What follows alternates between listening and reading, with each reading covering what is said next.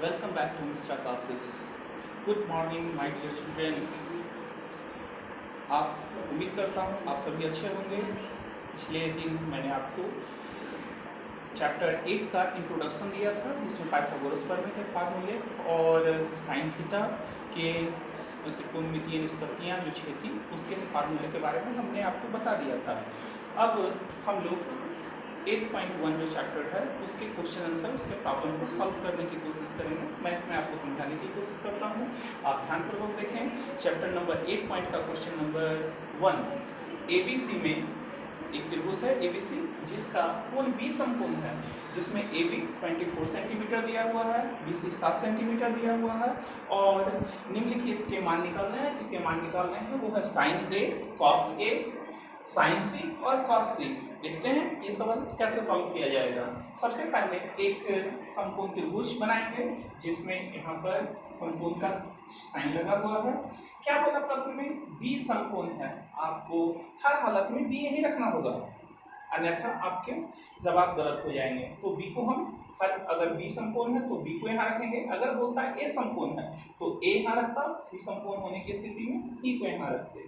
बाकी जो बच गया कोण बी के अलावा ए और सी आप कहीं भी रख सकते हैं, ए यहाँ भी रख सकते हैं, सी यहाँ भी रख सकते हैं। फिलहाल हमने ए को ऊपर और सी को नीचे रखा है। जब मेरा त्रिभुज प्रश्न के अनुसार कंप्लीट हो गया तो हम विभिन्न मानों को यहाँ से देंगे। ए बी बराबर 24 सेंटीमीटर, जहाँ ए बी है वहाँ हमने 24 सेंटीमीटर लिखा, जहाँ बी सी है वहाँ 7, तो जहाँ बी सी है वहाँ पर हमने 7 लिखा। यहाँ पर ए सी का जब आप मान निकालेंगे तो 5 सेंटीमीटर आएगा। कैसे आएगा ये मैं आपको बताता हूँ। अभी फिलहाल मैं इसे मिटा देता हूँ। ए बी का मान ए सी का मान निकालना है। इस फिगर को अगर हम देखते हैं तो ये सामान्य रूप में ये आधार है, ये हमारा लंब है और ये हमारा कर्ण है। तो आपका आधार दिया हुआ है, आपका लंब दिया हुआ है और आपके कर्ण को निकालना है। कर्ण निकालने के लिए पाइथागोरस के फार्मूले का हम लोग उपयोग करेंगे। तो हमने लिखा कर्ण बराबर रूट अंडर लंब स्क्वायर प्लस आधार स्क्वायर। इस फार्मूले के अनुसार आप फिगर से देख सकते हैं, फिगर में लंब का मान, लंब है ए बी, हमने लिखा ए बी का मान 24 का स्क्वायर, आधार बी सी का 7, तो आधार बी सी का यह हमने लिखा 7 का स्क्वायर। 24 का स्क्वायर करने पर 576, 7 का स्क्वायर करने पर 49 आएगा। इस तरह दोनों को ऐड करेंगे तो 625, जिसका वर्गमूल निकलेगा 25 सेंटीमीटर। उम्मीद करता हूँ आप समझ चुके होंगे। कर्ण जो AC है उसका वैल्यू कितना आएगा? 25 सेंटीमीटर। अतः कर्ण के स्थान पर हम 25 सेंटीमीटर को पुट अप कर देंगे। मेरा कर्ण निकल चुका है। अब प्रश्न के इस तीनों मान निकलने के पश्चात ही आप किसी प्रश्न को त्रिकोणमिति में बना सकते हैं मेरे प्यारे बच्चों। अतः सबसे पहले तीनों वैल्यू को जब मान निकल चुका है तो मैं देखते हैं प्रश्न के इस भाग को। साइन A कॉस A, पहला सवाल है साइन A और दूसरा है कॉस A। तीसरा सवाल जो हमारा है वो है साइन C और फोर्थ नंबर पर कॉस C। इंट्रोडक्शन क्लास में हमने आपको साइन थीटा कॉस थीटा के फार्मूले के बारे में बता दिया है। उसके लिए मैंने एक शॉर्ट ट्रिक दिया था, उस ट्रिक का नाम है लाल कक्का। लाल कक्का के द्वारा हमने आपको समझाने की कोशिश की थी। तो लाल कक्का साइन थीटा का फार्मूला हमको लिखना है, तो यहाँ से हमने लिखा लंब बटे कर्ण।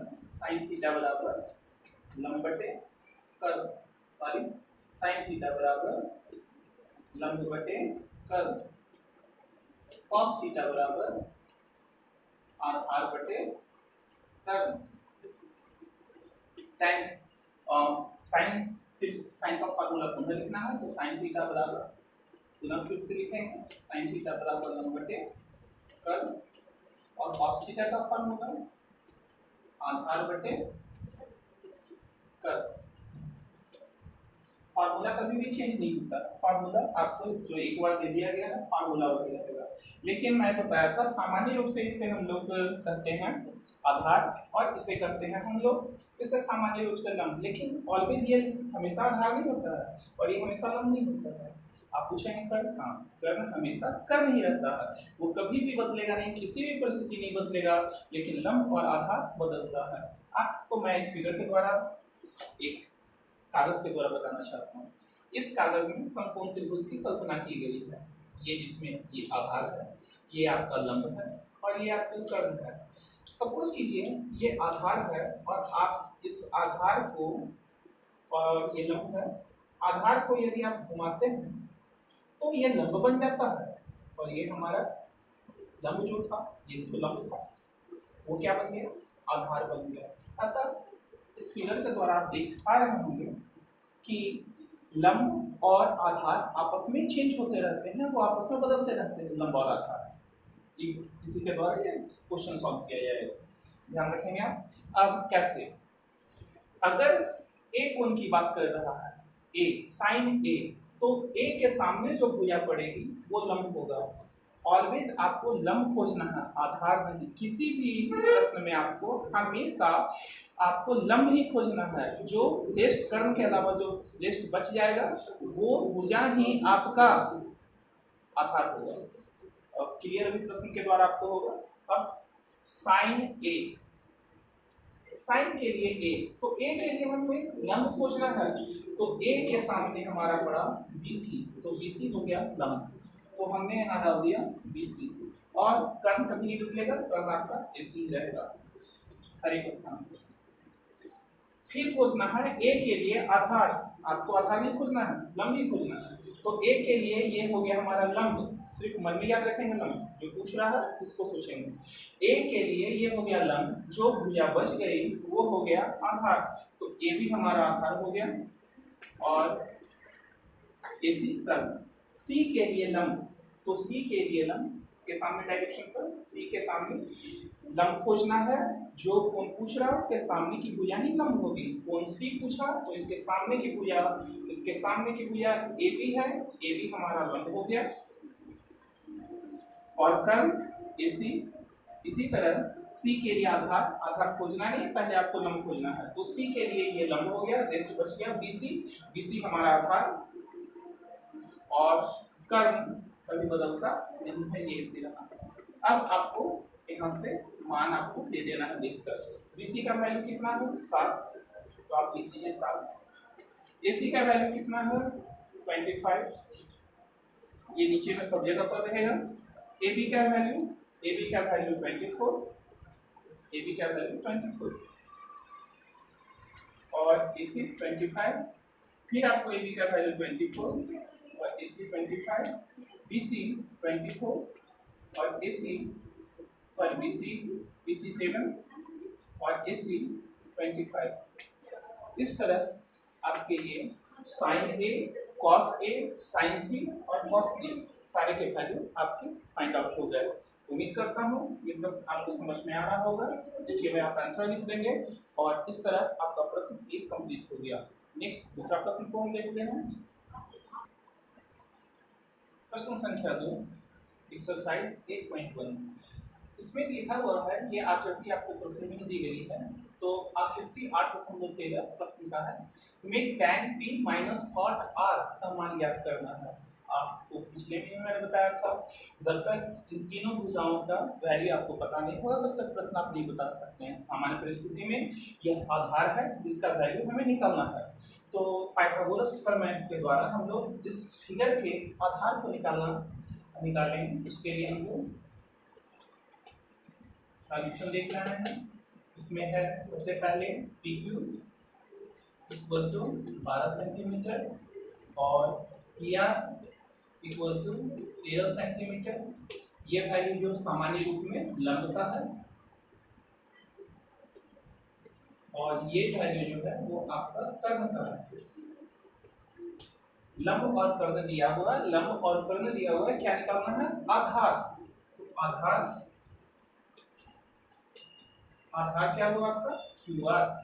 आधार बराबर क्या होता है पाइथागोरस प्रमेय में मैंने 3 फार्मूले उसमें बताए थे। तो क्यू आर बराबर आधार बराबर आपका फार्मूला हो गया कर्ण स्क्वायर माइनस आधार दिया हुआ, तो यहाँ हम लोग लंब लिखे हैं, लंब स्क्वायर कर्ण, कर्ण 13 सेंटीमीटर, लंब, लंब का मान 12 सेंटीमीटर, 13 का स्क्वायर करने पर 169 और 12 का स्क्वायर करने पर 144 होगा। इसे आप घटाएंगे तो 25 आएगा और इसका वर्गमूल होगा 5। नीचे में हम लोग भर देंगे यहाँ पर 5 सेंटीमीटर। ये मेरा निकल चुका। अब प्रश्न में जो दिया गया है वो है tan p minus cot r का मान हम लोग निकाल के रखेंगे। tan p पहले इक्वल टू और दूसरा cot r,